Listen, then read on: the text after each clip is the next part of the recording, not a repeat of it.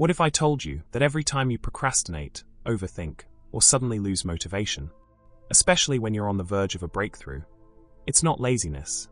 It's not lack of willpower. Something deeper is pulling the strings. Something you don't even realize is there.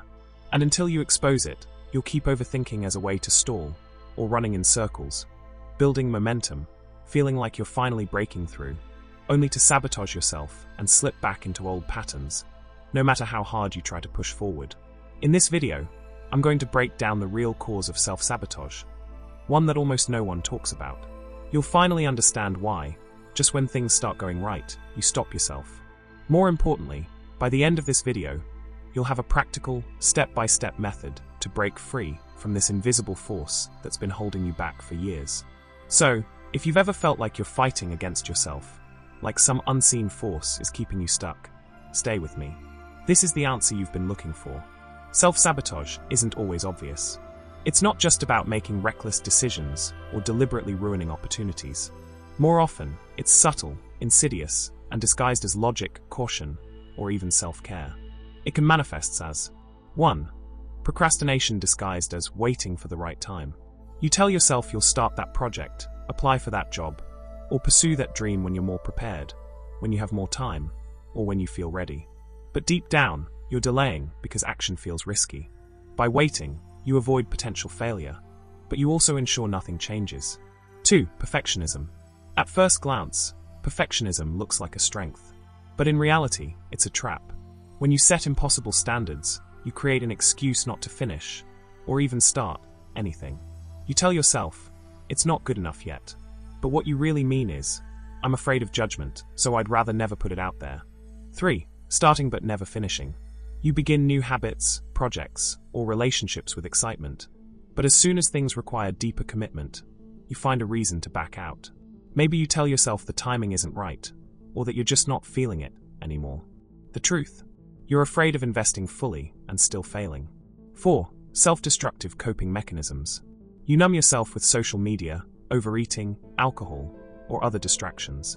It's not always obvious self-destruction. It's often framed as unwinding or treating yourself. But deep down, you know you're using these as escapes from discomfort, uncertainty, or fear of failure. 5. Creating conflict or pushing people away. Ever notice how you suddenly become irritable, pick fights, or withdraw when things are going well? That's self-sabotage too. If deep down you believe you're unworthy of love, success, or happiness, your subconscious will create problems before someone or something else can take it away from you. 6. Downplaying your own desires. You convince yourself you don't really want something, whether it's a relationship, a dream career, or a personal goal. You say things like, I don't need that, or it's not that important, when in reality, you're terrified of wanting something so badly and not getting it. 7. Overcommitting and burning out. You take on so much that failure becomes inevitable. By overwhelming yourself, you create a built-in excuse. I had too much on my plate.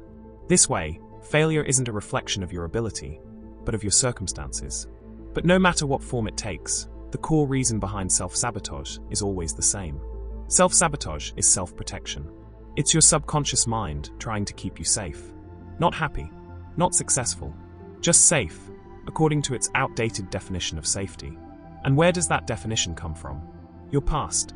Your brain has been programmed by your childhood experiences, past failures, and social conditioning to believe that certain things, success, love, confidence, financial stability, are dangerous or unattainable. This is why, even when you want something, another part of you resists it.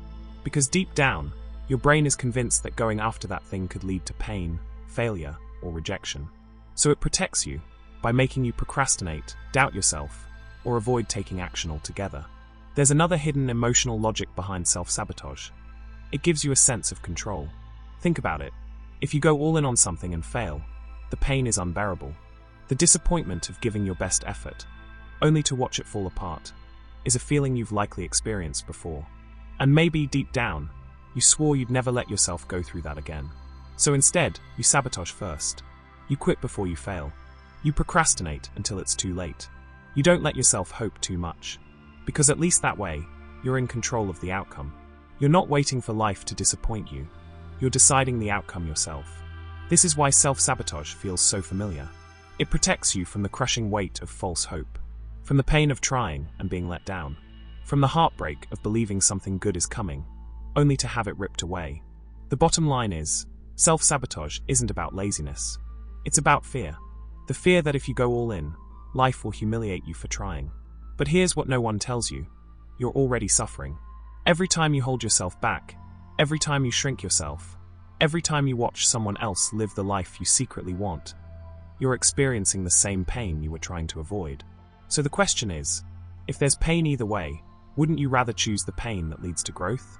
Now that you know the real cause, you need to identify your subconscious programming, because it's different for everyone. Ask yourself these questions. What do I consistently avoid, even though I want it? Success, love, fitness, wealth. What negative thoughts automatically come up when I try to go for it? I'm not good enough. I always fail. This isn't for people like me. Where did I first learn this belief? Was it something a parent said? A past failure? A social expectation? Your answer to the third question is key, because once you find the root, you can remove it. Now, let's talk about breaking free. This requires reprogramming your brain to see your goals as safe instead of dangerous. Here's exactly how to do that. Step 1. Prove the fear wrong with action. Your brain won't let go of a belief just because you tell it to. You need evidence. So, start taking small, controlled actions that prove your fear is false. If you fear failure, do something small where failure has no real consequence. If you fear rejection, practice getting rejected on purpose in low-stakes situations. If you fear success, expose yourself to small wins and get comfortable with them. The more you do this, the more your brain will see nothing bad happens, and the fear will start to dissolve. Step 2. Interrupt the pattern in real time. Self-sabotage works like a script. It follows a pattern. You feel excited about a goal. Doubt or fear creeps in. You procrastinate, avoid, or quit. You feel bad about yourself. Your job is to interrupt this pattern before you procrastinate, avoid, or quit. When doubt creeps in, pause. Say out loud, "This is the old pattern. I don't do this anymore." Then immediately take one small action toward your goal, even if it's tiny. This forces your brain into a new loop, one where self-sabotage doesn't get to complete its cycle. Step 3. Replace the old identity. You sabotage yourself because deep down, you see yourself as someone who fails, quits, or stays small. You need to change that identity. Every night before bed, write this down. I am becoming the kind of person who follows through. I trust myself to take action, even when I don't feel ready.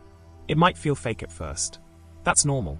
But over time, your brain will start to accept it as truth, and your actions will follow. Here's the real secret. You don't have to feel ready to take action. You just have to take it anyway. Self-sabotage loses its power the moment you stop waiting to feel ready and just start doing the thing. Your subconscious mind may try to resist at first. That's fine. Keep going. Keep proving it wrong. Keep interrupting the old patterns. If you do this consistently, your brain will rewire. Your new behaviors will become automatic. And the old self-sabotaging version of you? It'll be a thing of the past. If this video helped you, let me know in the comments. What's one way you've been self-sabotaging? And what's one step you're going to take today to break the pattern? Your future self is waiting. Let's make sure you don't keep them waiting any longer.